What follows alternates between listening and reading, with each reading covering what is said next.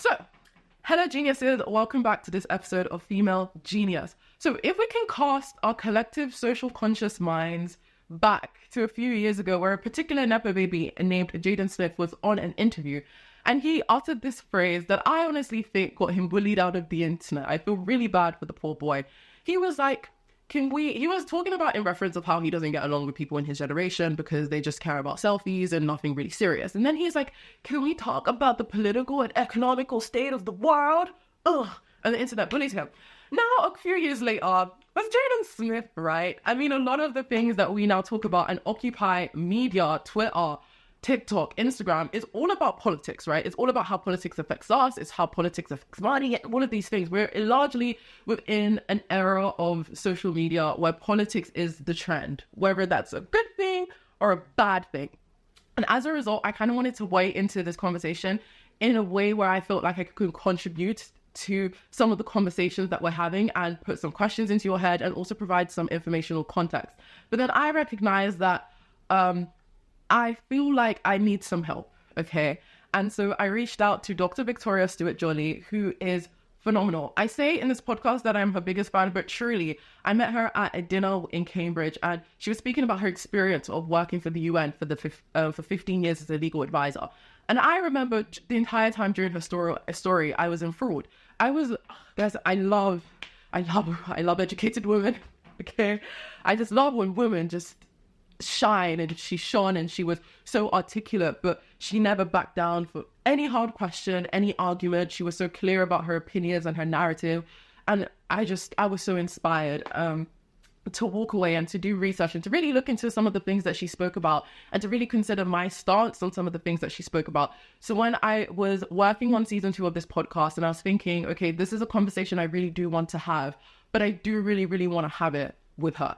And so I reached out on email and I was like, hi, I don't think you remember me, but I need you on this podcast. And she so kindly said yes. And we really had an amazing conversation, and she really sat down and she educated me on the topics of democracy. We had a very powerful conversation on what an oligarchy means, how powerful a vote is, you know, how bad is social media towards our collective consciousness when we're thinking about politics. And what I really want you to come out of this episode, not to have completely transformed ideals. We're not trying to sell you on a political ideology, but what we want to do is sell you on the importance of understanding the political systems in which we live in, truly understanding how your vote actually works, truly understanding how your electoral systems affect the world that we live in, truly just going away thinking about, okay, what can I learn more about? What can I research more about? What can I understand more about?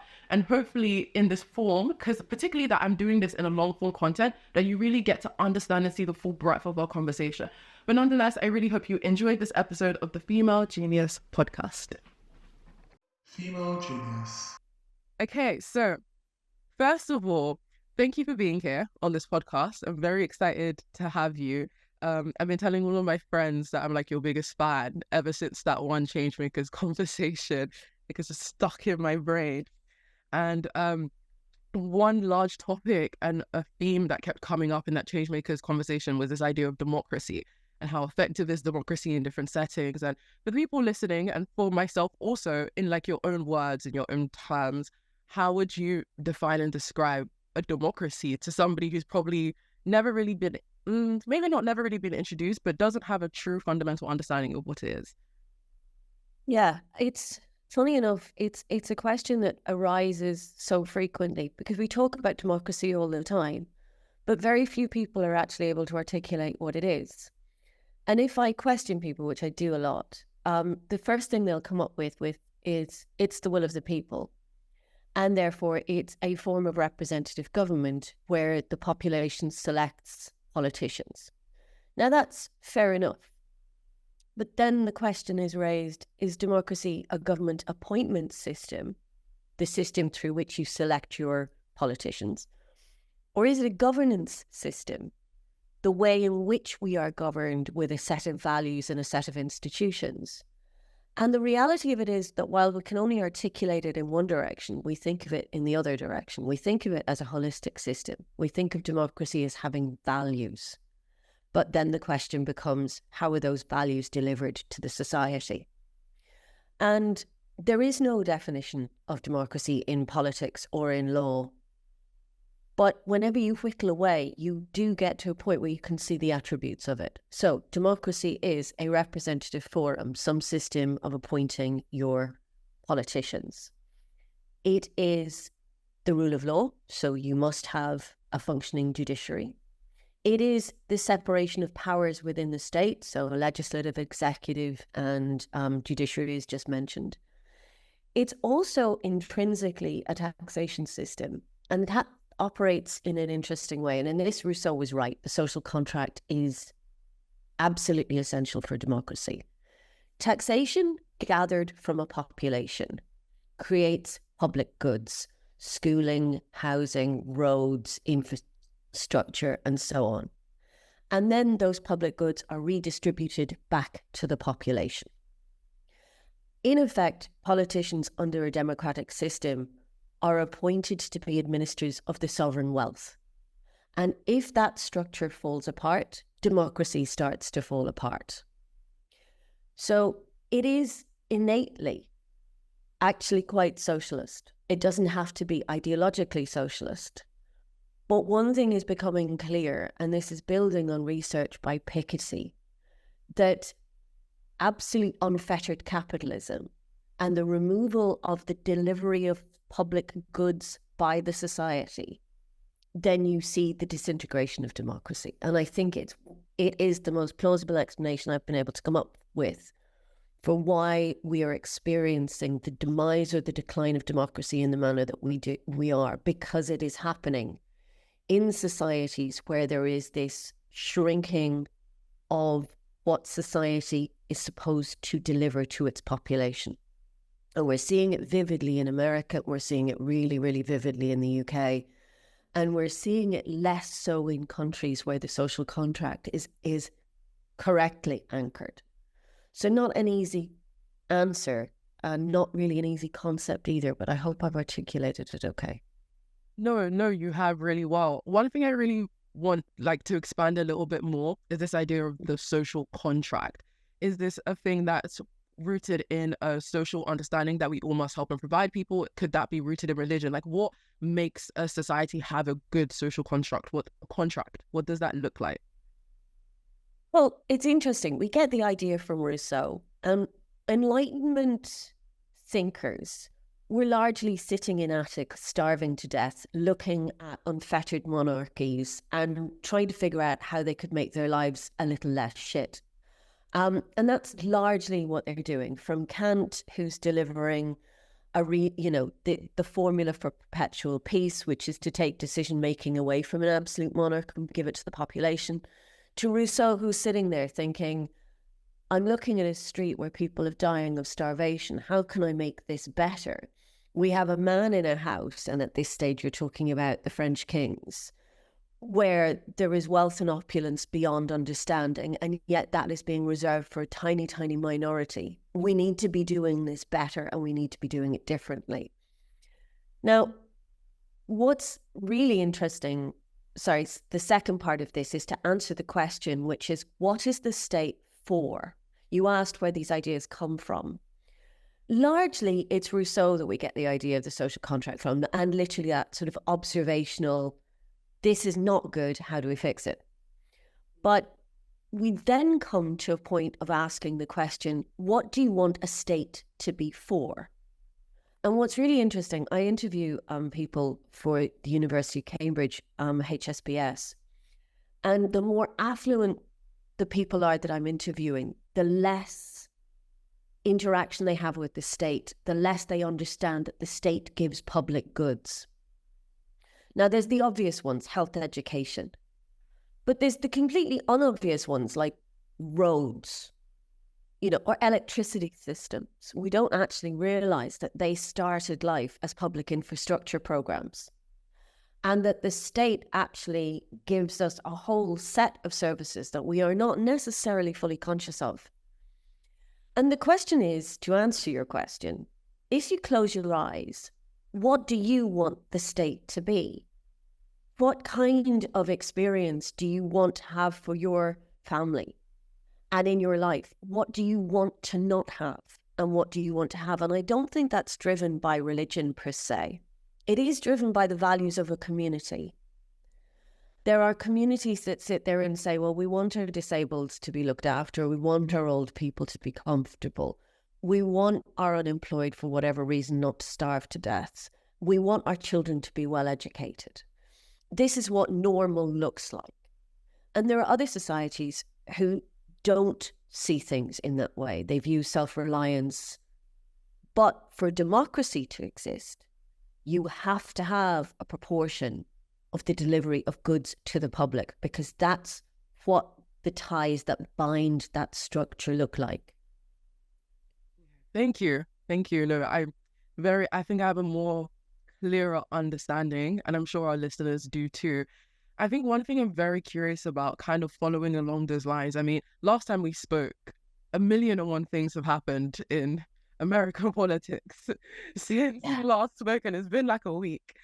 And the word oligarchy has been thrown around a multitude of times. So I'm curious from your perspective. I mean, in Biden's final address as president, he warns America. He says America's becoming an oligarchy. And then in Trump's inauguration, we see, billionaires being paraded around front and center, front row and everything. So can you provide a bit of an understanding to our viewers or our listeners what an oligarchy is and why we should be so afraid and why it's so dangerous? Okay, well, actually, the reason why I'm even able to talk about this is one of my amazing students has been researching this, and we've been doing an awful lot of talking about it. So I'm standing on her shoulders, she not on mine today. Oligarchy is when society allows a certain group of people to gather wealth and to protect that wealth. And it's about society's accommodation for a wealth accumulation which happens entirely selfishly. In very basic terms, that's what it means. I would argue America's always been an oligarchy. I think if you look at the history of the American state to any great degree, if you look at the so-called Gilded Age, which is around it's after the Civil War, around the 1880s, where you think about America, and this is if you watch really crappy TV like I do. Gillian Fellows has a series, The Gilded Age, which, I love stuff where nothing happens. This is one of those. But it gives you the visual imagery that you need to have, which is, dresses and crinolines and 1880s and steam engines. All of that infrastructure, the railways in America, the cities, were built by private enterprise, unlike in Europe, where there's a different trajectory for urbanization, which is that urbanization is fueled and built by the monarch, usually singular, usually male, and various vanity projects. But in America, it goes differently. And there is the rising up of these families that coexist with the state, but don't necessarily take part in the state. And that's very much part of the American tradition. And I'm thinking of Rockefeller, who was oil-based. I'm thinking Carnegie's, Mellon's. For those of you with any interest in early other century America, these names are very familiar. For everybody else, it's just wallpaper. The idea that you could have a democratic society that wasn't built on social cohesion very much comes from the American model. And they manage it by making it very broad church. So they don't have a state religion, for example. The state religion, or the idea of a state religion, has only really infiltrated America formally since the Cold War, as America was styling itself as not communist, and communism did not have religion. And America in the 1950s really gung-holly adopts Christianity, but it didn't have before then. And in exactly the same way, you see this unfettered capitalism being an intrinsic part of the American system. Now, in the immediate post-war era, having had the 1930s massive economic meltdown, the 29 stock market crash, the economic meltdown, the Dust Bowl in America, the beggaring of an entire generation, and the social upheavals that came with that immediately after the Second World War, as that war gets America out of that massive hole. And off the back of Roosevelt's New Deal to try and basically save the population from starving to death, significant quantities of it, there is a leveling of American society and the creation of progressive taxation, the redistribution of that money into the public goods, as we were saying earlier. This theme consistently runs through, and the creation of a middle class. Now, if you close your eyes, if you've watched Mad Men or any of those TV series that depict America in the 1950s, this is the America that is created. It's standalone houses, it's cars in the drive, it's refrigerators. And for most people who close their eyes and look at pastime affluence, this is what it looks like. And in this period, the oligarchic aspect of American society is tamped down. In fact, it's tamped down universally. This is what Thomas Piketty was writing about. And then in the 1980s, as neoliberalism and neoliberalist fiscal policies come in, the laws that created that middle class are slowly but surely whittled away. And now you see the reinstitution of poverty in America to a degree that you hadn't seen since the 1930s, which is what is happening now. And the reemergence of this oligarchic understanding of the world. Biden's right, we should be terrified. But he's wrong in saying that this is something new. This was always part of that society. What's different is that we called it something different here. We called it monarchy. And we called it aristocracy. And it had a social duty and a social task which was framed. None of those frameworks exist to temper these structures in this newly imagined world that we're in right now, or newly existing world that we're in right now. Sorry, we're covering a lot of ground. These are really big questions you're asking. I'm answering. No, that's so interesting. I think this idea, and you see it on social media, you see it on Reddit, you see it on Twitter, the rich are coming for us, the rich control everything, this idea of a shadow government behind every single government, so our vote doesn't really mean anything. And those narratives, like this recent general election was the first general election I was able to vote. And the narrative of, it doesn't matter, there's a shadow government anyway, nothing really changes, blah, blah, blah, blah, blah. The borough I live in London has been Labour for my entire life. And it's like, my dad will go, there's no point in me voting because it will never, ever change. And so I'm curious, how much power does a vote actually hold within, the institutions that we've built in our political systems? Right. So that is something that I am literally researching right now. What I've been looking at is how many politicians in a given election cycle lose their seats. What is the percentage of loss, right? So how many are voted out in every election? And therefore, how do we think of that process? Can I just be really mean and ask you, how many politicians do you think in a given UK cycle change? Like 30%, 40%? Okay, that's really interesting. So 2024 was a real outlier because 2024 has been the biggest upheaval in British politics since 1945. And in that instance, 46% of politicians lost their seats. But that is not only a once in a generation, that is a once in a century event. If you look at all of the elections from 1951 to current, which is what I could meaningfully get records for, then the average of politicians losing their seats in a given election is 11.5%. If I remove the 2024 statistic, it's 9.7% if you look at 2024 as a disruptor. So to answer your question, not much. If you look at the American elections, if you look at their House of Representatives, it's 6.5 is the percentage of change. The highest percentage of change that I found in a parliamentary system so far, because so far I've done 2 first past the post, America and the UK, and 2 proportional representation systems, Ireland and Australia. And Ireland returns at 10% and Australia returns at 11%. So the actual rate of change of voting what is done by voting, regardless of proportional system or first past the post, is relatively uniform.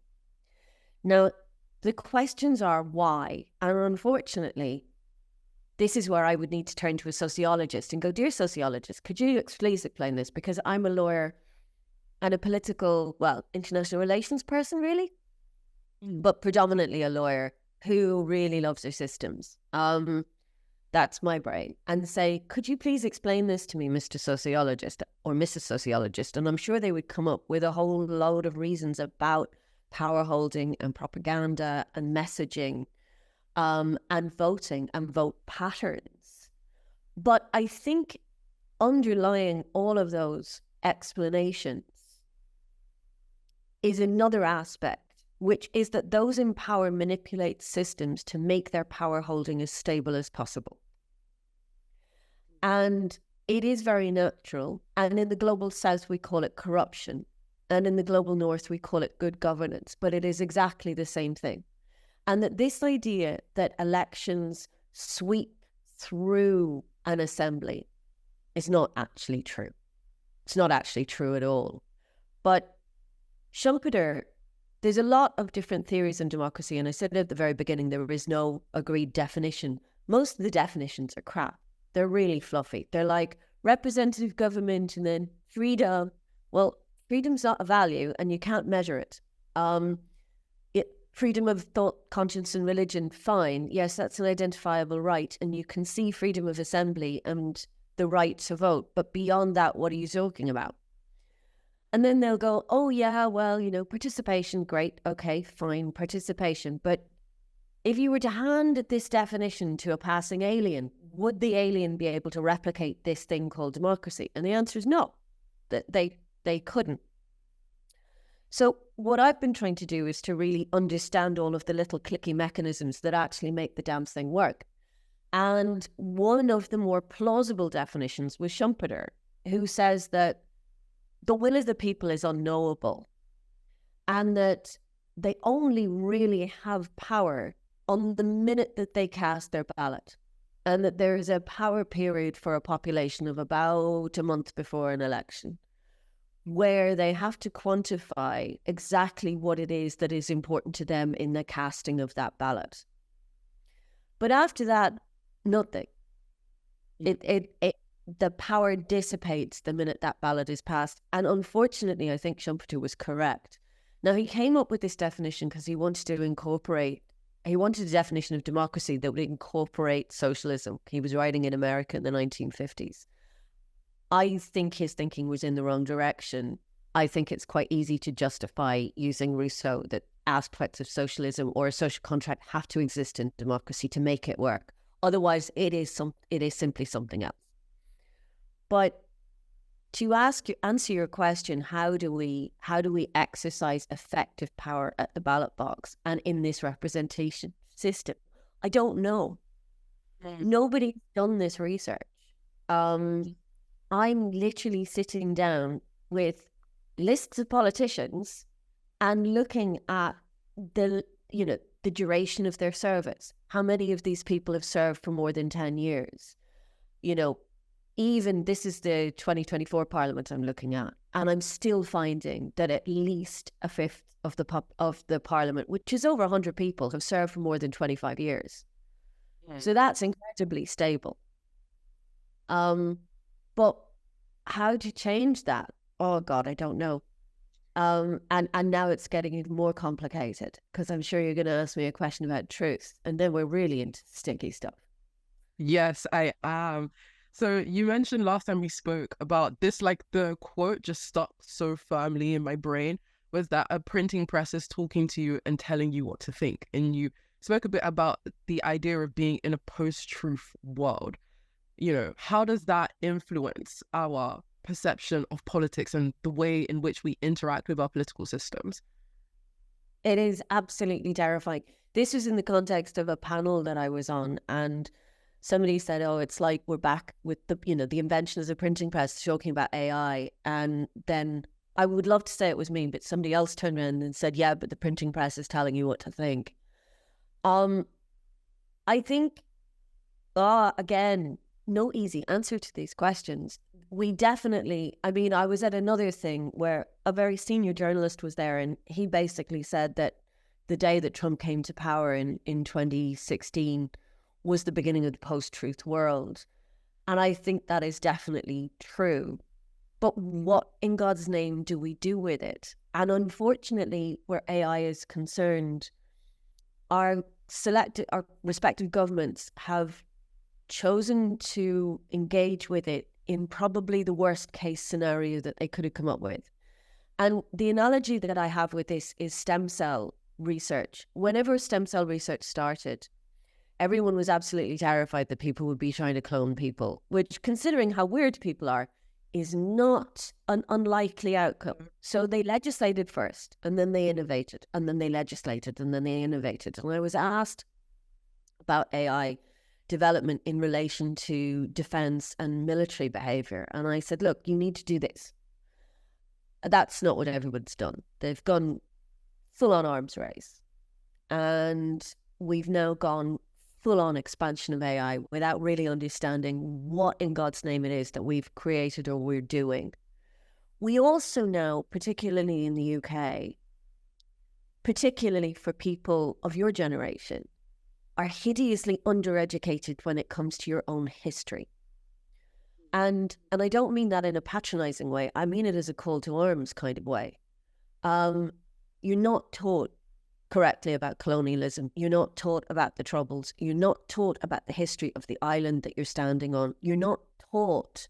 You're taught about Henry the Bloody Eighth and his 6 bloody wives. Struth. And not much else. And that, I think, is terrifying. So what can you get out of that which isn't nihilistic? I think we need to be delving into our history. I think we need to read every history book we can get our hands on. I think we need to anchor ourselves to the idea of a fact and understand what a fact is. And I hate throwing around jargon, but whenever I first started to look at political science, having been a lawyer, the word hermeneutic drove me nuts because I couldn't get my head around what it meant. And it means, how do we know what we know? How do we know a chair is a chair? And hermeneutic is the understanding how we got to that knowledge, that we created something that we could sit on and sit in a particular way, and we called it a chair. And we are now there, but with the whole world. Which, if you think about it, oof. And unfortunately, we are in a post-truth world, and I think the only way we can deal with it, there's a number of different approaches. Get off social media and never go back is one approach. And actually that's an approach that somebody as crusty as me is actually quite comfortable with. I'm like, yay, do that, because who the hell needs Facebook? Like, why? It's not actually necessary. Or Twitter, or TikTok, or any of this crap. What happens if you just read a book?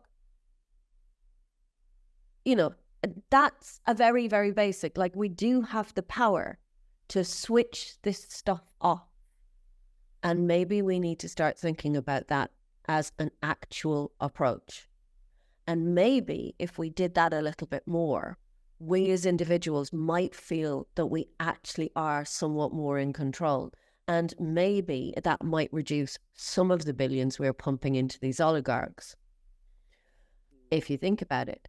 But certainly, if I were to look at my 15-year-old self, and if my 15-year-old self had social media, I would be telling her to get off it as quickly as possible, because the minute she turns that off, all those bullies go away. All that violence disappears. So how can we not do that and coexist with these things? I don't know. I think we need to start having a conversation that we don't seem to be having at the moment, because we're not in control. So how do we take control of these narratives, our understanding of truths, and how we're buffeted by these influences? And as I said, I've just given you a very reductive, very Gen X solution. I'm not sure it's the right one, but it's at least a point of conversation to be disagreed with, but at least engaged with. Yeah, no, absolutely. I mean, I'm also very intrigued. I have so many hobbies. It's really bad, but I'm very intrigued at social media, particularly their algorithms, because I read a book, I think around 2 years ago, called Stolen Focus by Johan Hari. And he basically explores how social media and the attention economy and how all of these big companies profit over maximizing and stealing our attention. Social media, they create sensationalized things, the most right-wing, most terrible things you could have heard of, like Andrew Tate a few years ago, would gain absolute traction because they have your attention, because you would be like, how could this person say this? And how could this say this? And it fuels that narrative, and it fuels very dangerous conversations or ideologies pumped through our brains and our system. So I completely do agree. Do I think social media should be stopped though? I don't know. I'm very attached to my phone. No, and so am I. I mean, I do some puzzles on there every day that are my little bit of zen where I just kind of go, oh, and having access to the internet of all things for an intellectual, which I may be, I suppose that's the definition, right, is amazing. I mean, whenever I was a kid, to be able to, I was obsessed with reading, and for somebody to say you have access to everything, oh my God, that would have been my fantasy of all times. But then I think of 13-year-old kids who are killing themselves because people are saying things, because everything is amplified in these echo chambers, and I cringe. And yeah, it's a bigger story, which is we have to live in this world, and we have to pay rent, and we have to eat, and we have to earn money, and we are being distracted by this stupid nonsense from what is important. In the UK, there was no such thing as a food bank before 2012. The creation of food banks was a policy decision by politicians. And if we are distracted from these very serious issues, we will end up victims of these horrendous policies that mean that 3 million people in the UK are now food insecure for no apparent reason, and that money has been extracted from the bottom 50% for the benefit of the top 1%. Now, I'm sorry, but that is a shit world to live in. And those are real things, and truth is going to be the lived experience of those individuals. And whatever we do, we need to start focusing on these issues because it is deadly important. Yeah, no, absolutely. We don't have much time left.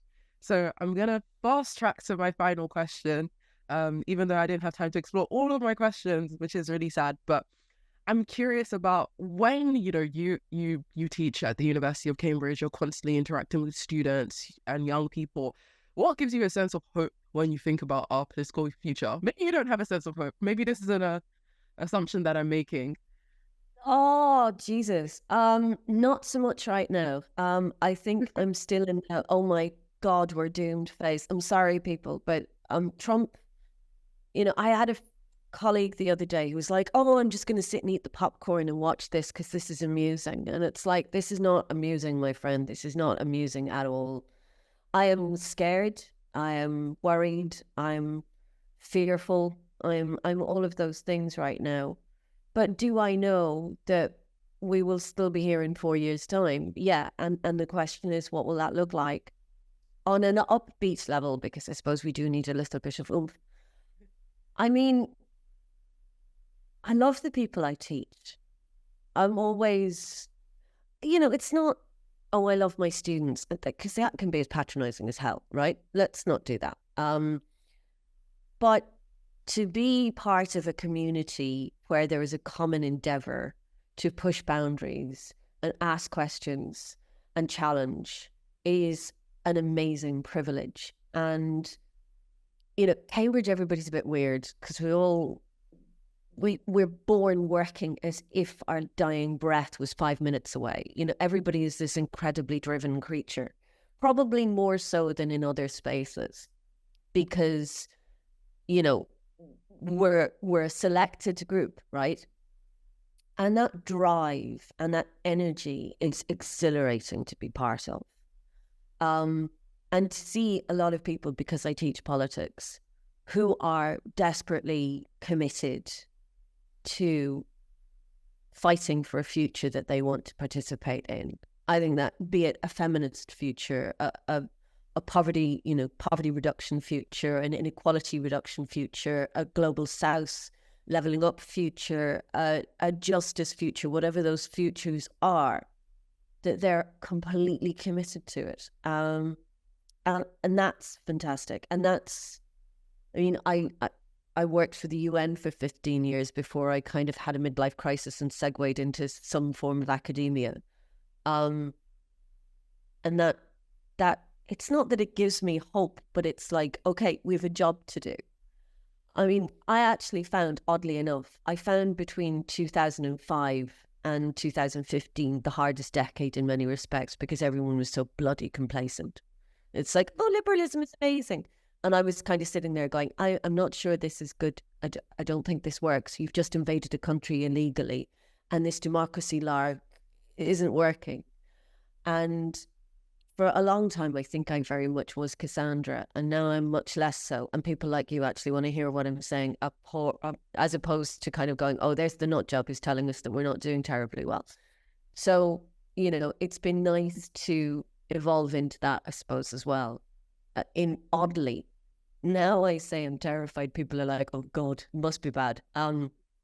Whereas then it was, what do you mean? We're enjoying freedom, and it's like, you're not, and this structure doesn't work, and the wheels are going to come off. And unfortunately, that's been fairly accurate. God, that left out on an upbeat note. It's realistic, and I appreciate it. And you know what? Sometimes a downbeat note is something to make people think about, like, oh, you know what? Let me start doing something. Sometimes that's the push that people need to actually switch on and be like, okay, we really need to lock in and engage. Yeah, I think so. And you know what? I think even if people could just see what has happened in the UK in the last 13 years, and just go, oh, actually, our world is very different to what it was, and we don't like the changes, and we want a more equitable society, that would be a bloody marvellous start. Absolutely. And that's not about party politics. I'm sure everyone's sitting there going, oh yeah, she's Labour. That's not really the point. The point is, what is the society that we want to live in? And we need to be asking that question. Female genius.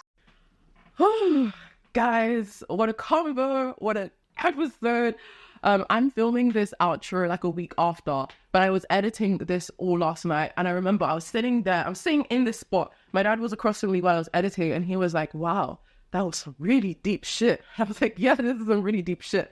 I really hope this episode has brought enlightenment to certain areas and has encouraged you to continue to research everything going on. I also wanted to pop in to give a little announcement, okay? The Female Genius Book Club is now open for business.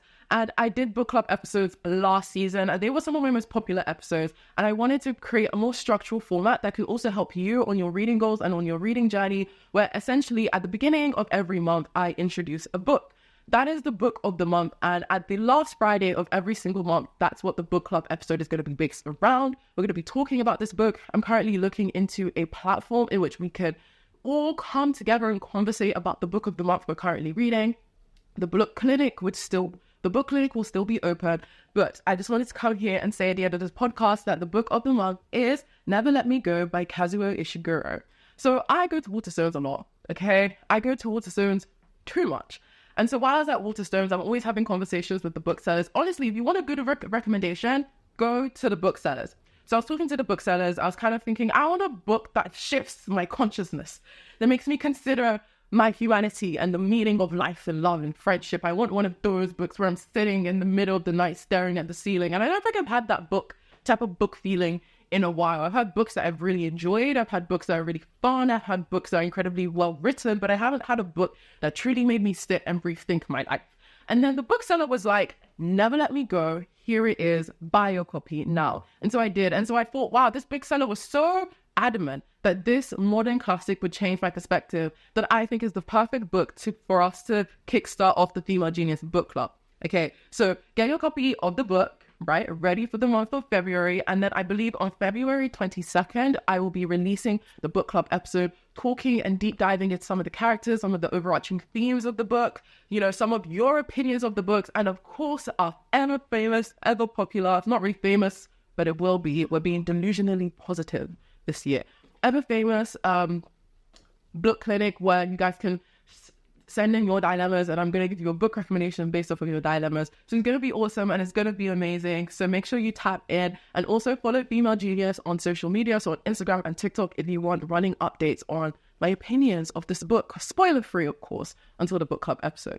I can't wait. Do you know what it is about like Japanese authors? They really go for the jugular when it comes to emotions. Like, I remember I read the Before the Coffee Gets Cold series. Every single one of those books, I was crying.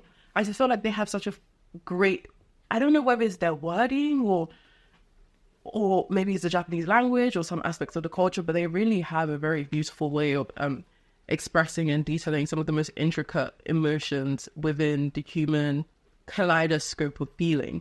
Wow, what a phrase, Jessie. Oh, wow. That's like an essay-worthy phrase. Wow. The exploration of the intricate emotions within the human kaleidoscope of feeling. Should I include this in the podcast? I should trademark that. Oh my God. But anyway, geniuses, I hope you have a brilliant rest of your week, and I will see you next week for a mini episode of the Female Genius podcast. Bye, guys. Female Genius.